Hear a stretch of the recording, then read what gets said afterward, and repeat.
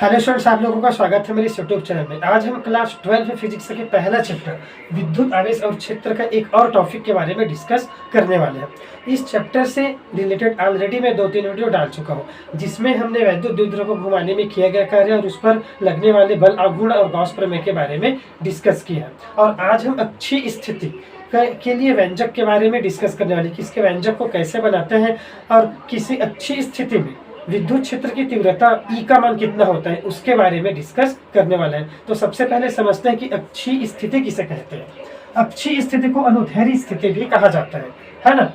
यदि जिस बिंदु पर विद्युत क्षेत्र की तीव्रता ज्ञात कर ली है वह बढ़ाए गए अक्ष पर स्थित हो तो उसे अच्छी स्थिति कहते हैं। मतलब हमें जिस पॉइंट पर, जिस बिंदु पर हमें विद्युत क्षेत्र की तीव्रता ज्ञात करनी है वो बिंदु यदि बढ़ाए गए अक्ष में स्थित है ना, तो उसे ही हम अच्छी स्थिति कहते हैं।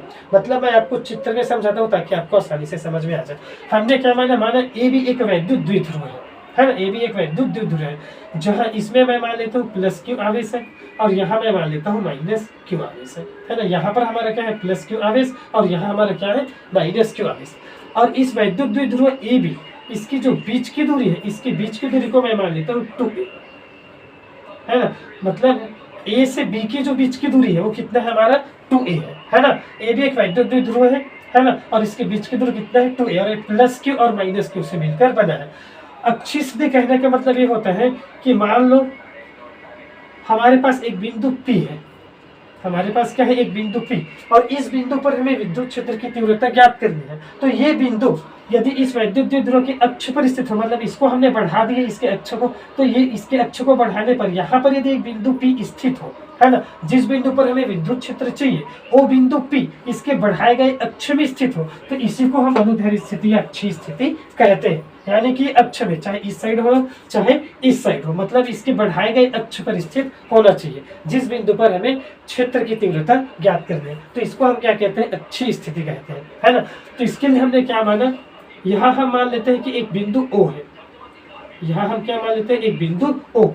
ठीक, अब हम क्या देखते हैं कि इसके बारे में जो इसका एक्सप्लेन है, इस चित्र का जो एक्सप्लेन है ना, उसको आपको चित्र के हिसाब से लिखने आना चाहिए हिंदी में।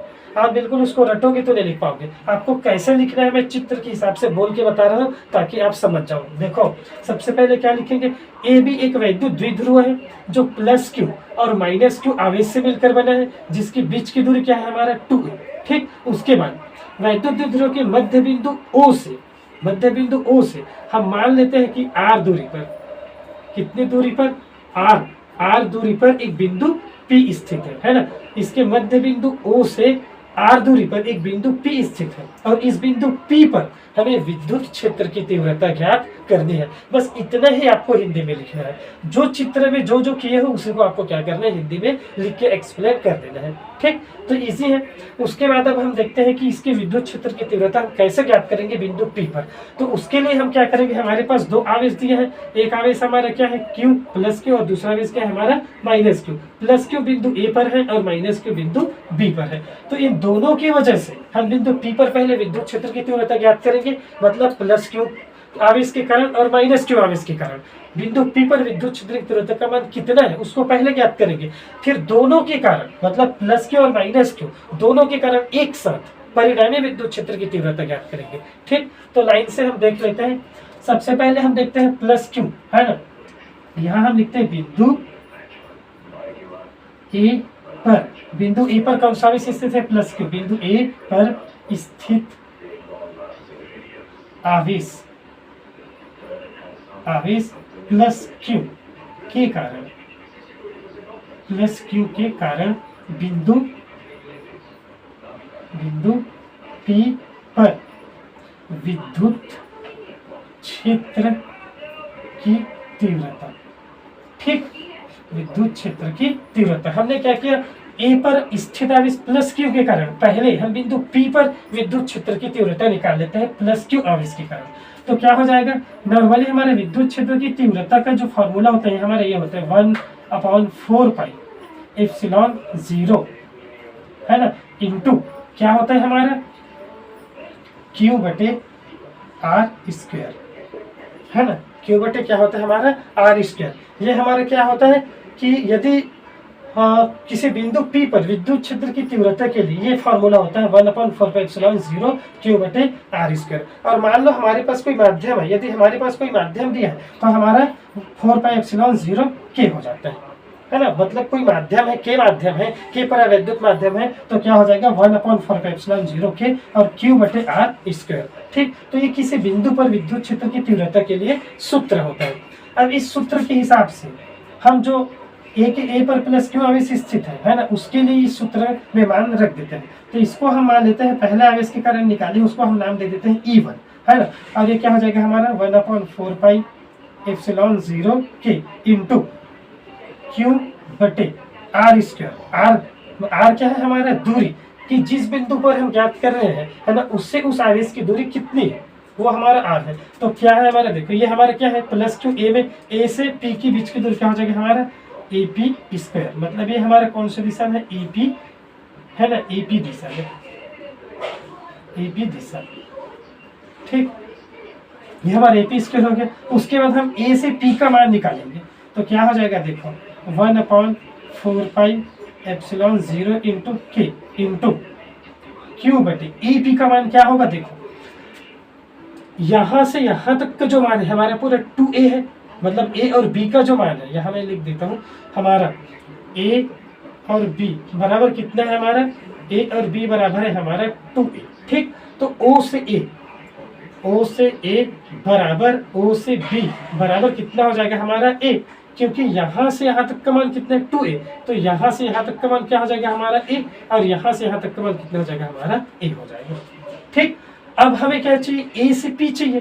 क्या चाहिए, A से P, किसका मान चाहिए हमें, A से P का मान। तो AB बराबर क्या होगा, यदि मैं O से P में O से A को घटा दूं, कहा O से P माइनस O से A, तो हमारा AP निकल जाएगा, है ना। तो O से P का मान हमारा कितना है, OP बराबर हमारा है R।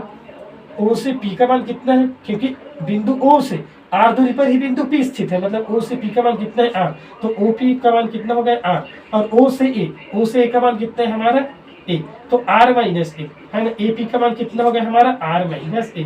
तो इस प्रकार से हम AP के मान को यहाँ रख देते हैं, तो कितना हो जाएगा हमारा AP² है, मतलब R माइनस A² हो जाएगा।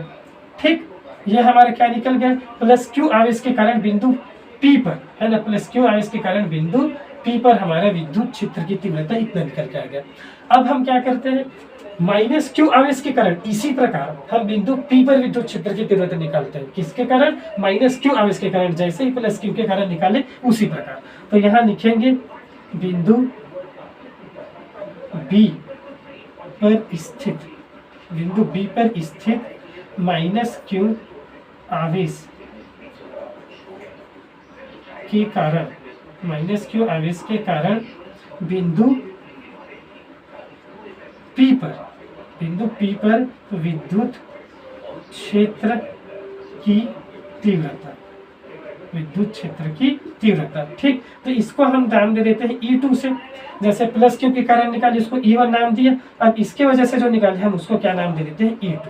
तो क्या हो जाएगा, यही फॉर्मूला यूज करेंगे, 1/4 क्या है हमारा 1/4πε0 इंटू K इंटू Q/r²। तो इसके लिए दूरी क्या हो जाएगा, देखो हम किसके कारण निकाल रहे हैं, माइनस क्यू, और माइनस क्यू कौन सा पॉइंट में, B, तो B से P, इसके लिए दूरी क्या हो जाएगा हमारा हो जाएगा B से P², और इसकी दिशा क्या हो जाएगी हमारा PB की दिशा में। ठीक, ये इसकी दिशा हो जाएगी PB, है ना।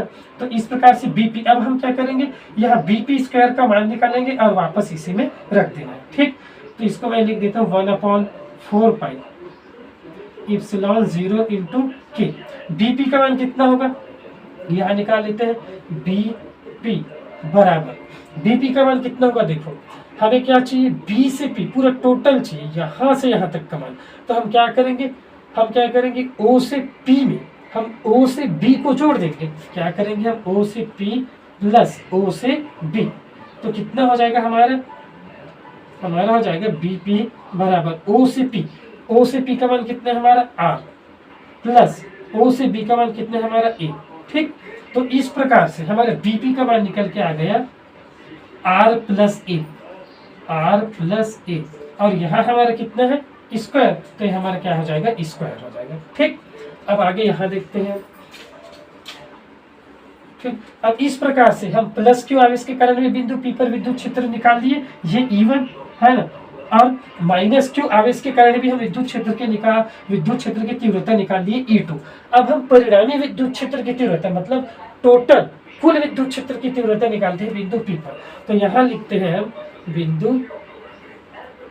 P पर परिणामी, बिंदु P पर परिणामी विद्युत क्षेत्र की तीव्रता क्या हो जाएगा, देखते हैं। हमारा हो जाएगा परिणामी विद्युत क्षेत्र की तीव्रता E बराबर, हम बड़ा में है ना, जो बड़े हैं उसमें छोटे को माइनस कर देंगे, यानी कि हमें इसमें यह देखना है कि E1 बड़ा है कि E2 बड़ा है, कौन सा बड़ा है, और जो बड़ा होगा उसमें छोटे को क्या कर देना है, आपको घटा देना है। तो ध्यान से यहाँ देखना कि E1 बड़ा है कि E2 बड़ा है, आपको थोड़ा समझना है, दिमाग लगाना है। देखो यहाँ हमारा क्या है माइनस में है, R माइनस है, और यहाँ क्या है हमारा प्लस में है। यदि मान लो R के जगह में हम कोई संख्या रखते हैं और A के जगह में कुछ देर के लिए मान लो मैं R के जगह में 5 रखा और इसके जगह में मैंने रखा 3, तो 5 माइनस 3 कितना होगा 2, 5 माइनस 3 कितना होगा 2, मतलब नीचे का जो मान है थोड़ा छोटे आ रहे हैं 5 माइनस 3, और यहाँ वही मान रखते हैं 5 प्लस 3 कितना होगा 8। अब ऊपर वाले मान को हम बड़ी संख्या से यदि भाग देंगे तो उसका मान छोटा आएगा, है ना। ऊपर वाले मान को बड़ी संख्या से भाग देंगे, नीचे में क्या है 5 प्लस 3 8 आया, तो बड़ी संख्या से भाग देंगे तो क्या आ गया छोटा, जबकि यहाँ 5 माइनस 3 कितना आया है 2, जबकि 2 से भाग देंगे तो अपेक्षाकृत यहाँ पर जो मान है इससे बड़ा ही आएगा, क्योंकि यहाँ माइनस है, माइनस है मतलब नीचे छोटा होगा, और छोटे से भाग देंगे तो बड़ा आएगा, जबकि यहाँ प्लस है और यहाँ प्लस है मतलब बड़ा होगा संख्या नीचे में, और बड़े से भाग देंगे तो छोटा आएगा। मतलब यहाँ हमारा जो E1 है वो बड़ा है, E1 बड़ा है किससे, E2 से। ठीक, तो हम क्या करेंगे E1 में हम E2 को घटा देंगे, E1 में किसको घटा देंगे हम E2 को, तो क्या हो जाएगा यहाँ देखते हैं E बराबर E1 का मान हमारा कितना है 1/4π0 के Q बटे R माइनस ए, यहाँ रख देते हैं 1/4π0 के है ना इंटू Q बटे क्या हो जाएगा R माइनस ए पूरे का वर्ग। ठीक, ये हो गया। उसके बाद यहाँ क्या हमारा माइनस क्या हो जाएगा 1/4π0 के और Q बटे क्या हो जाएगा हमारा R प्लस ए पूरे का वर्ग। ठीक, ये हमारा E1 का मान है और इतना हमारा क्या है E2 का मान। उसके बाद क्या हो जाएगा यहाँ देखते हैं, देखो 1/4π0 के यहाँ भी है और 1/4π0 के यहाँ भी है, Q भी यहाँ है और Q भी यहाँ है, तो उसको हम बाहर निकाल लेते हैं, मतलब Q बटे 4π0 इंटू के। ठीक, उसके बाद क्या बचेगा यहाँ हमारा, यहाँ बचेगा 1/R माइनस ए पूरे का वर्ग है ना, माइनस 1/R प्लस ए पूरे का वर्ग।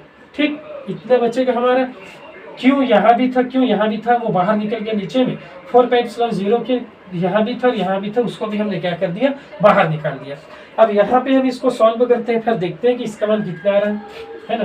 यहाँ देखते हैं क्या हो जाएगा, देखो Q/4π0 इंटू के, इसका गुणा 1 से करेंगे और इसका गुणा इससे करेंगे, फिर दोनों का गुणा करेंगे, मतलब एलसीएम से है ना, एलसीएम निकाल के इसको सॉल्व करेंगे तो क्या हो जाएगा, इसका गुणा इससे होगा तो हमारा हो जाएगा R प्लस ए पूरे का वर्ग माइनस 1 का गुणा करो तो ये हमारा हो जाएगा R माइनस ए पूरे का वर्ग है ना, बटे अपॉन क्या हो जाएगा हमारा R माइनस ए पूरे का वर्ग इंटू R प्लस ए पूरे का वर्ग। ठीक, तो इतना हमारा हो जाएगा है ना। उसके बाद आगे का मैं इधर बनाता हूँ, आप इसका एक बार स्क्रीनशॉट ले लो ताकि मैं इसको मिटाऊं तो आप आपके मोबाइल में रहे और बाद में देख सको। ठीक, स्क्रीनशॉट ले लो इसका है ना। ओके, चलो मैं मिटा देता हूँ, इसको मिटा देता हूँ, फिर इसका आधा इस साइड बना देते हैं ना।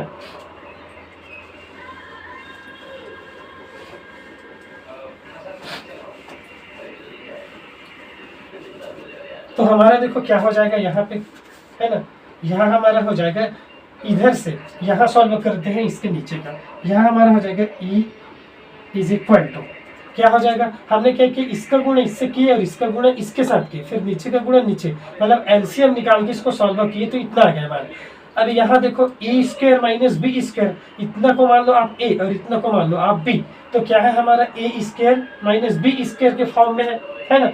तो यहाँ उसको हम उस प्रकार से सॉल्व करें, पहले इसको एक बार लिख देते हैं 1/4 पाई एप्सिलॉन 0 इंटू के इंटू क्या हो जाएगा, देखो या तो आप ऐसे कर दो ए धन बी पूरे का वर्ग माइनस ए ऋण बी पूरे का वर्ग, ये फॉर्मूला यूज कर देते हैं, ए धन बी पूरे का वर्ग और माइनस ए माइनस बी पूरे का वर्ग, ये क्या होता है फार्मूला इसको, है ना।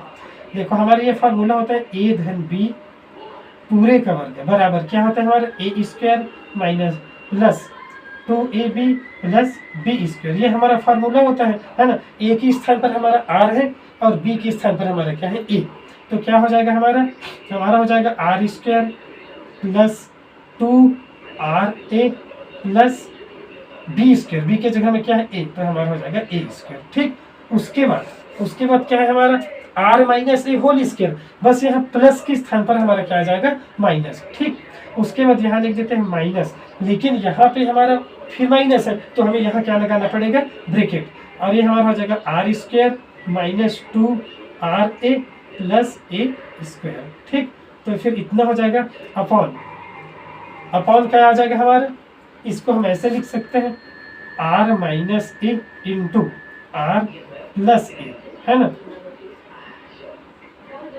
पूरे का वर्ग, ऐसे लिख सकते हैं इसको। ठीक, तो इस प्रकार से हमारा बन के आ गया, है ना। यहाँ हमारा ऐसे ब्रैकेट लगा देते हैं। ठीक, उसके बाद क्या हो जाएगा, देखो आगे Q/4 पाई एप्सिलॉन 0 इंटू के इंटू क्या हो जाएगा, देखो माइनस का अंदर में इंटू कर देंगे, यहाँ हम a plus b whole square वाले लगाए, है ना, और यहाँ हमने क्या किया a minus b whole square वाले लगाए, तो a प्लस बी वाले लगाए तो इतना है, अब a माइनस बी वाले लगाएंगे तो ये प्लस के स्थान पर माइनस बस आएगा, और यहाँ माइनस इसलिए क्या लगा दिया है ब्रैकेट लगा दिए। ठीक, उसके बाद शुरू वाले को सेम लिख देते हैं r square plus 2ra plus a square, उसके बाद माइनस के अंदर में गुना कर देंगे तो हो जाएगा हमारा minus r square minus into minus plus 2ra। ठीक, उसके बाद माइनस इंटू प्लस क्या हो जाएगा माइनस ए स्क्वायर। ठीक, उसके बाद क्या आ जाएगा बटा अपॉन ये क्या हो जाएगा a minus b a plus b, हमारा क्या होता है formula a minus b into a plus b is equal to होता है a square minus b square, a के स्थान पर हमारा आर है और बी के स्थान पर हमारा ए है, तो हमारा हो जाएगा r square minus a square और होल स्क्वायर, ये स्क्वायर है यहाँ तो स्क्वायर यहाँ आ जाएगा। उसके बाद क्या हो जाएगा देखते हैं आगे, है ना, आगे हमारा निकल के आ जाएगा Q/4 पाई एप्सिलॉन 0 इंटू के, है ना, ये हमारा कट जाएगा, ये नहीं कटेगा, है ना, ये हमारा सेम है, क्या क्या कटेगा हमारा आर स्क्वायर प्लस में है आर स्क्वायर माइनस, ये दोनों कट गया, ए स्क्वायर प्लस में है और ए स्क्वायर माइनस ये भी कट गया, ये दोनों सेम है, दोनों का चिन्ह प्लस प्लस, तो ये जुड़ जाएगा और कितना हो जाएगा 4 इंटू आर इंटू ए, है ना, और बट्टे क्या हो जाएगा हमारा r square minus a square, इतना आ जाएगा। ठीक, उसके बाद आगे हम देखते हैं, इसको हम ऐसा भी लिख सकते हैं, देखो किस प्रकार से 1/4 पाई एप्सिलॉन 0 इंटू के, है ना, इंटू अच्छा यहाँ पे हमारा क्यू, है ना, क्यू, उसके बाद क्या हो जाएगा, इसको ऐसे भी लिख देते हैं, देखो यहाँ मैं लिख देता हूँ यहाँ नीचे में लिख देते हैं, क्या हो जाएगा हमारा, देखो Q/4 पाई एप्सिलॉन 0 इंटू के, है ना, और इसको हम ऐसे लिख सकते हैं 2 इंटू 2ra। ठीक, यहाँ इसको ऐसे लिख सकते हैं और बटे इसको सेम रख देते हैं आर स्क्वायर, यहाँ होल स्क्वायर है ना, तो इसको लिख देते हैं ऐसे होल स्क्वायर। ठीक, r square minus a square और होल स्क्वायर। ठीक, उसके बाद क्या हो जाएगा आगे देखते हैं, देखो यहाँ हमारा 2qa कितना होगा हमारा मान, देखो या इस 2 को लो या इस 2 को, मतलब एक है 2qa, इसका मान हमारा क्या होता है, इसको पहले लिख देते हैं 1/4 पाई एप्सिलॉन 0 इंटू के। ठीक, 2qa इसका मान हमारा होता है p, कितना होता है हमारा P, क्योंकि ये हमारे पास फॉर्मूला होता है 2QA बराबर क्या होता है हमारा P। ठीक, कहाँ से होता है ये फॉर्मूला? ये फॉर्मूला विद्युत द्विध्रुव आघूर्ण है ना, विद्युत द्विध्रुव आघूर्ण। तो ये हमारा कन्वर्ट हो गया 2QA का मान कितना हो गया P। अब हमारे पास क्या बचा है यहाँ पे, एक 2 बचा है, एक हमारा क्या बचा, एक 2 बचा है ना, और यहाँ पर हमारा क्या बचा है R, तो ये हमारा बचा R बटे ये वाला हमारा सेम है, क्या है R² माइनस A² और होल स्क्वायर, ये हमारा अपने जगह में सेम है। ठीक, उसके बाद क्या हो जाएगा देखते हैं, इसको मिटा देता हूँ है ना।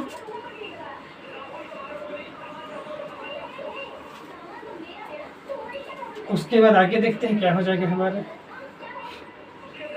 यहाँ देखते हैं E = क्या हो जाएगा, इसको सॉल्व करेंगे तो अब हम मान लेते हैं यहाँ पे है ना, यहाँ पे माना जो A का जो मान है इज लेस देन R, मतलब हम मान लेते हैं कि जो हमारा ये A का मान है वो R से बहुत छोटा है, A का जो मान है R से बहुत छोटा है, मतलब बहुत कम है, ये हम मान लेते हैं है ना। यानी कि अर्थात हम मान लेते हैं कि जो A का जो मान है वो 0 है, A का मान R से बहुत कम है, मतलब A का मान 0 है। तो क्या हो जाएगा यहाँ E बराबर 1/4πε0 इंटू K इंटू क्या है हमारा 2PR बटे क्या हो जाएगा, इसका मान 0 रखेंगे तो हमारा क्या हुआ यहाँ R² और यहाँ होल स्क्वायर, मतलब होल स्क्वायर हो जाएगा ऐसे है ना।